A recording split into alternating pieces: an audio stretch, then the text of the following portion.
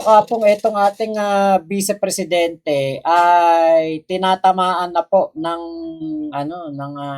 realidad na hindi po siya makakaabante sa kanyang pagiging politiko kung wala pong Bongbong Marcos sa kanyang tabi.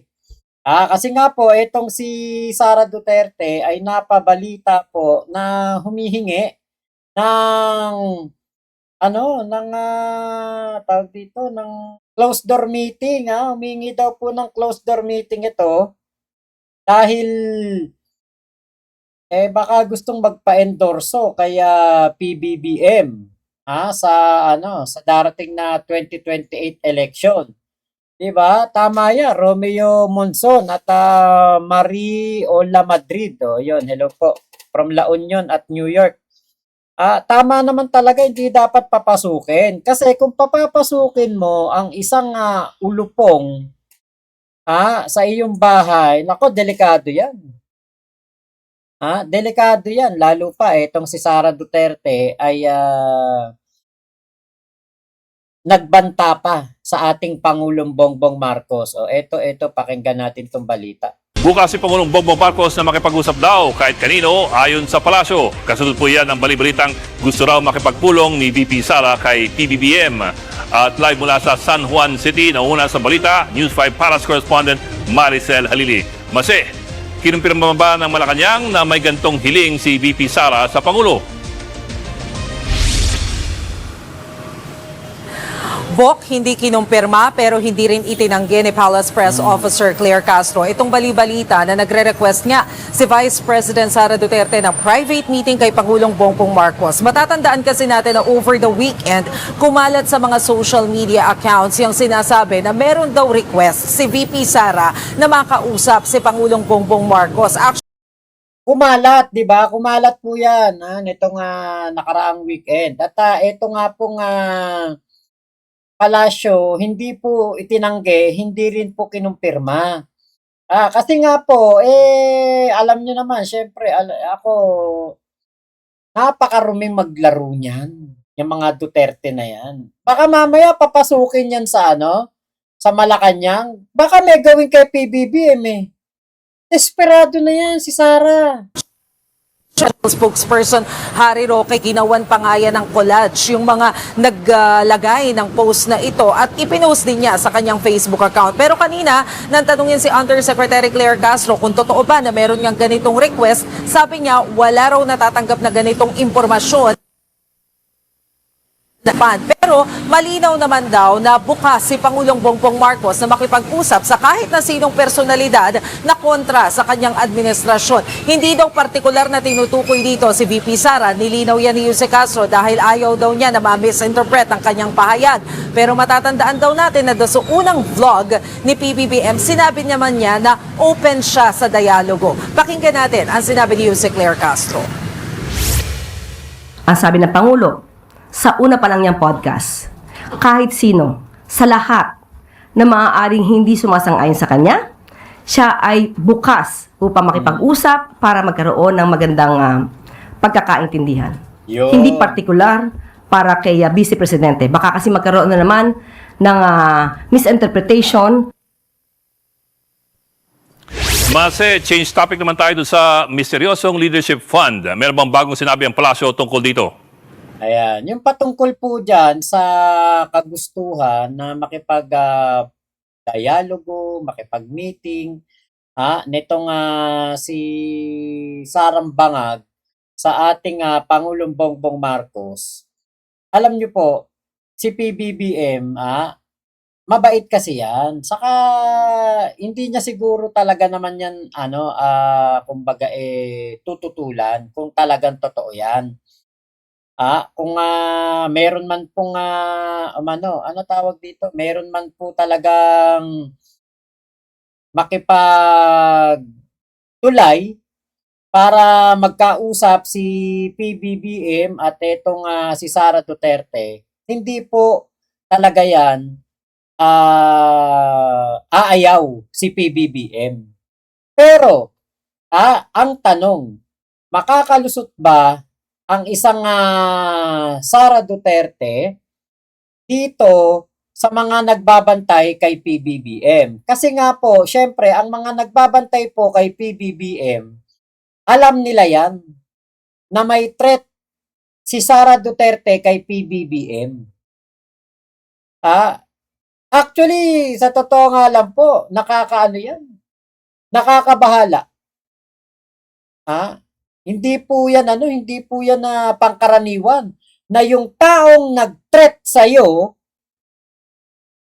taong nag-threat sa iyo, taong nag-threat sa iyo, biglang gusto na makausap ka. Aba, hindi po yan pangkaraniwan. At baka mamaya po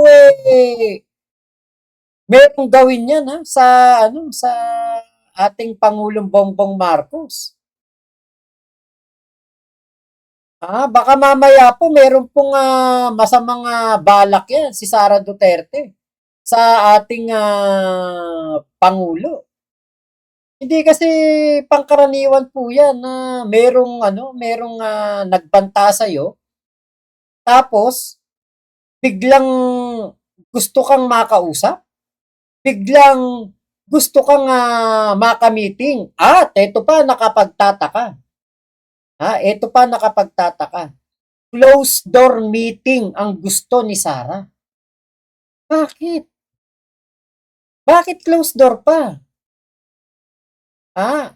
Ayaw mo ba, Sara Duterte, na malaman ng taong bayan na ikaw ay naninikluhod, nakikiusap, at gustong-gusto mo na makausap si PBBM? Siguro ano na to,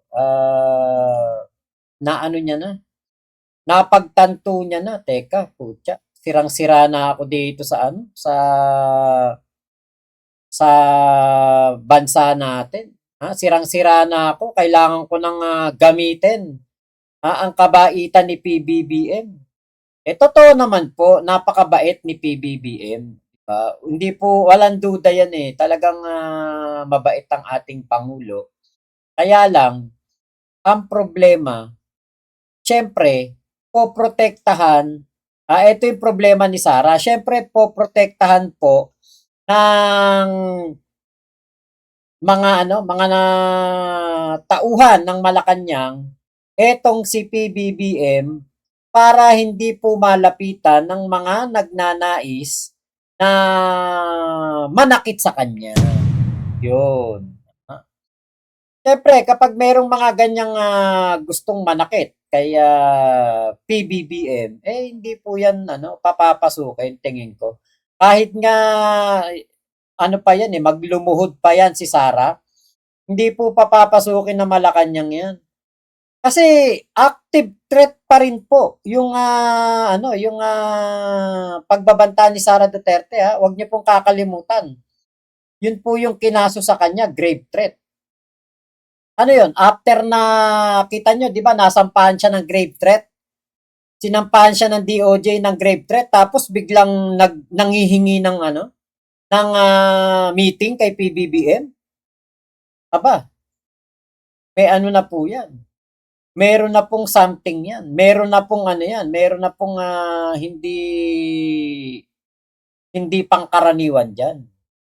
Kasi bakit ka hihingi ng closed door meeting? Yun ang talaga mapapaisip ka. Closed door meeting?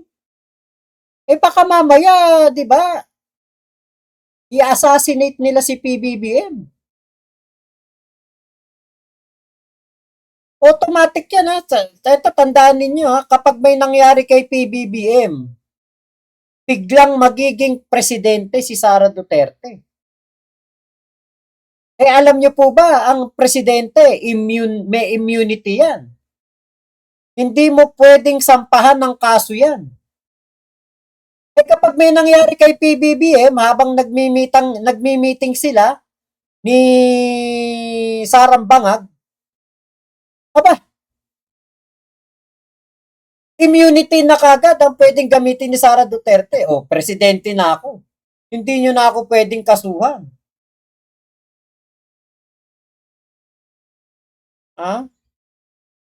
Kaya naku po, wag po ninyong papapasukin 'yan. Pero ito naman kasi akala naman siguro ni Sara, mahihina ang mga nasa Malacanang o mahihina ang, kumbaga yung 'di ba meron tayong parang mga mga guts, parang meron tayong mga hinala. Parang meron tayong kaagad maiisip na masamang motibo dito sa ano na ito, sa plano nito, kasi dun pa lang sa sa kinasuhan siya ng grave threat, biglang nag-request ng closed door meeting.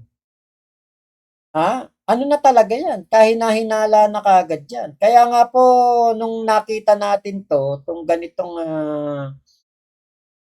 pong, anong tawag dito, yung ganitong ano na 'to, paghingi ng, closed door meeting, medyo na ano na tayo, medyo napaisip tayo delikado si PBBM dito. May pinaplano 'tong hindi maganda, may ano 'to, may plano pong, masama kay PBBM kasi kahina-hinala na kaagad. May sinampahan lang siya ng kasong grave threat, bigla nang gusto nang makipag-usap kay BBM. 'Di ba po? Kaya yun lang ang akala ni Sara. Pero ako sigurado ako diyan, kahit na magsisigaw yan sa labas ng Malacanang, "BBM, nandito na ako!" Hindi po yan papapasukin. Hindi po yan papupuntahin doon.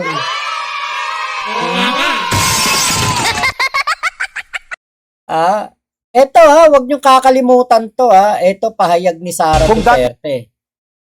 Eto pahayag ni Sara Duterte noong ano po 'yan, mga ilang buwan na nakalipas. Eto yung pahayag ni Sara. Kung dati no comment, ngayon diretsang sinabi ni VP Sara Duterte na handa siyang pumalit kay Pangulong Bongbong Marcos kung kakailanganin. Live mula sa Davao City, nangunguna sa balita si News 5 Mindanao correspondent Bril Montalvo. Bril, ng pagkakaiba ng mga payag ni VP Sara nung linggo at ngayong araw.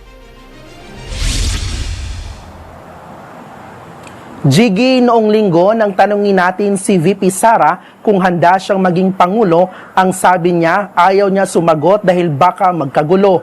Pero kanina muling natanong si VP Sara sa isang event dito sa Davao City, and this time ang sabi niya alam niya ang kanyang mandato bilang vice-presidente. Alam din daw niya na siya ang nasa first line of succession at handa siyang gampanan ito. Pakinggan natin ang pahayag ni VP Sara. Pinresenta ko sa inyo, tumakbo ako bilang Vice President, pinesenta ko sa inyo yon ang sarili ko at alam ko na first in line ako sa succession. Wala nang tanong doon kung ano ang gagawin ko. Yun ang mandate sa akin ng Constitution. At alam ko yun nung ako ay tumakbo. At binoto ninyo ako as Vice President, knowing that I am the first in line. Bril, may reaksyon na ba si VP Sara sa pagkakansela ng passport ni Attorney Roque? At ano At alam ko na first in line ako sa... Pakinggan natin ang pahayag ni Sara. Ayan. Pinresenta ko sa inyo, tumakbo ako bilang Vice President, pinesenta ko sa inyo yon ang sarili ko at alam ko na first in line ako sa succession. Wala nang tanong doon kung ano ang gagawin ko.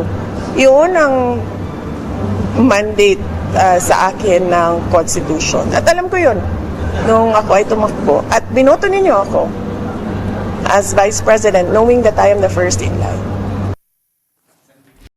Knowing that I am the first in line. So kung may mangyari kay PBBM, doon sa Malacanang, habang nandoon si Sara Duterte, first in line siya, alam niya yun. So kahit anong gawin niya kay PBBM, siya ang automatic na papalit kay BBM. Immunity.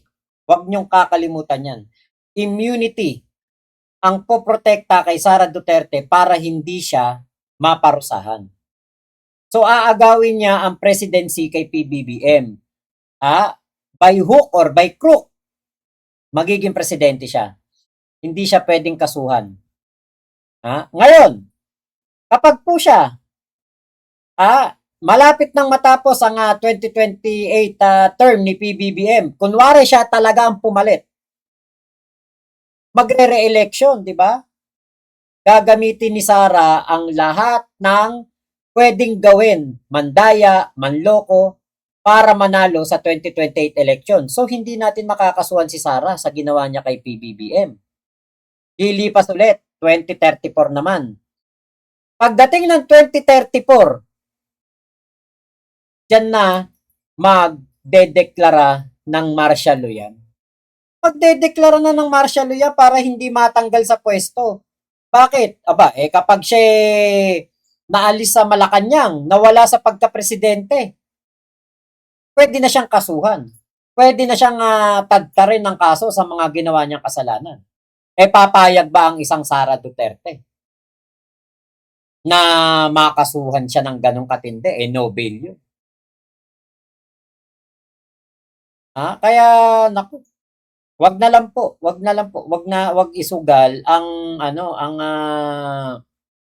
buhay ng Pangulo dito sa mga meeting na ito. Sa totoo lang, hindi naman na dapat na pinapapasok talaga ng yan, ng Malacanang. Hindi pwede yan. Ako, kasi maitim ang budhi niyan.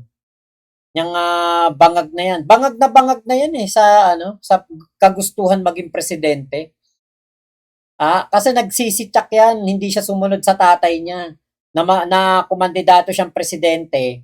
Ngayon, ang nangyari, tatay niya, hinuli na ng ICC. Diba? Kaya wala pong nangyari doon sa kanyang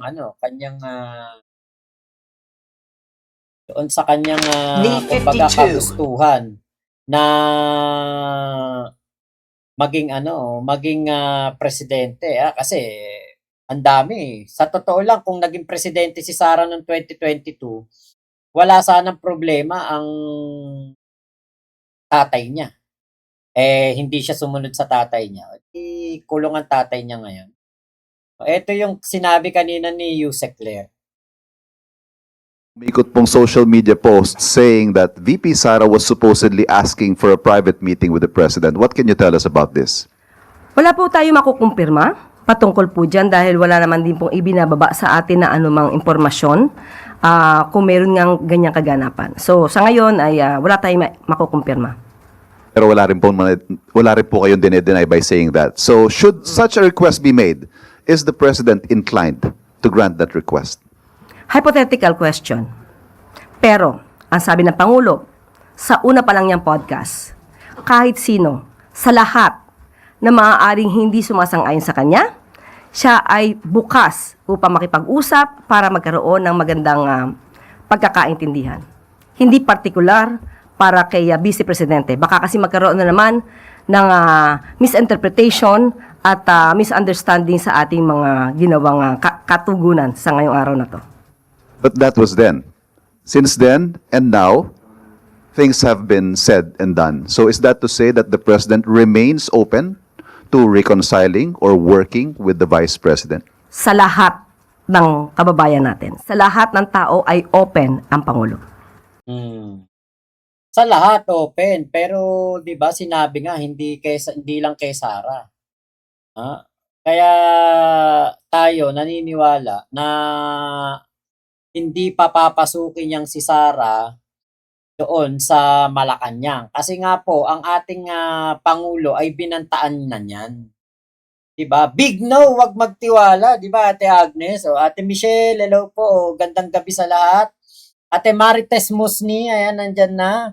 Amando Belen, may plano BBM, talaga yan. Baka yan na last move nila Buday. Ate Agnes, true. Boss Mac, mahirap na magtiwala pag ganyan. Nga po. Ate Agnes, wala na. Checkmate na kasi kaya ganun na. The game is over. Real Talk 4480. Ayan, hello po. Shoutout daw sa TWP channel. Opo. Ano ba yung TWP channel? Tama na yun, okay na yun. Nakita naman na natin ang pagiging, ano niyan pagiging traitor niyan si Sara.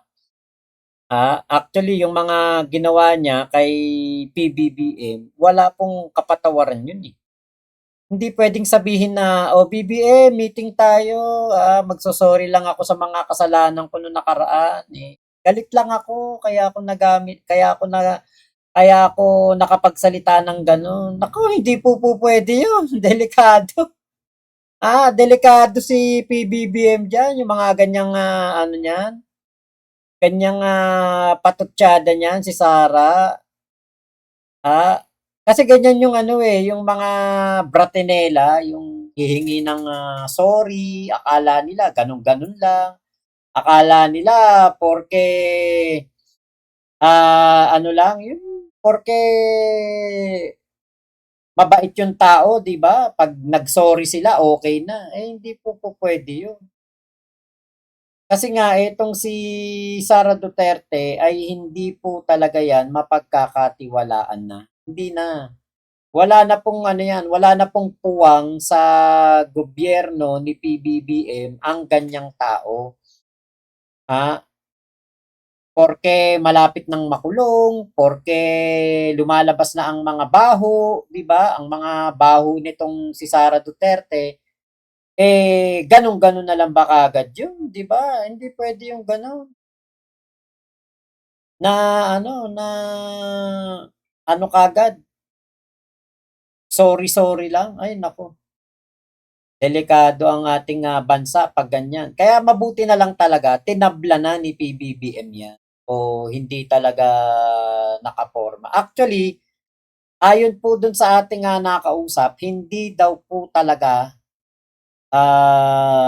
kumbaga hindi talaga in-entertain ni PBBM yung kahilingan ni Sara at hindi rin po hindi po talaga binigyan ng pagkakataon si Sara. Busy ang ating pangulo sa problema ng ating bayan. Kaya po yung problemang personal ni Sara Duterte na hindi na siya magiging presidente, makukulong siya, mabubulok ang tatay niya sa kulungan, wala nang Duterteng makakatuntong sa Malacanang, hindi na po yan sakop ng ating Pangulo. At, eto pa, hindi po tumatanggap ng basura ang Malacanang.